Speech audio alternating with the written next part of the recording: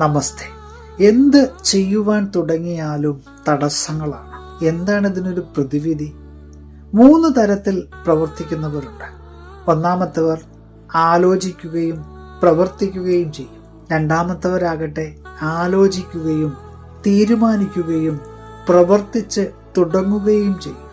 പക്ഷേ ക്ലേശങ്ങൾ കണ്ടു തുടങ്ങിയാൽ അപ്പോഴത് അവർ നിർത്തിവെക്കും. മൂന്നാമത്തെ കൂട്ടരാകട്ടെ പ്രവർത്തിക്കുവാൻ തുടങ്ങിക്കഴിഞ്ഞാൽ അവർക്ക് എന്ത് ക്ലേശങ്ങൾ സംഭവിച്ചാലും അതിനെ സാരമാക്കാതെ അവർ ആ ഒരു പ്രവൃത്തി പൂർണ്ണമാക്കുവാനായിട്ടാണ് ശ്രമിക്കുന്നത്. പ്രിയമുള്ളവരെ, തടസ്സങ്ങളും ക്ലേശങ്ങളുമൊക്കെ ജീവിതത്തിന്റെ വഴിത്താരകളിൽ ഉണ്ടാകുന്നത് സ്വാഭാവികം മാത്രമാണ്. പ്രശ്നങ്ങളെ നേരിടുക, അതാണ് മനുഷ്യന്റെ ഏക കരുത്തെന്ന് പറയുന്നത്.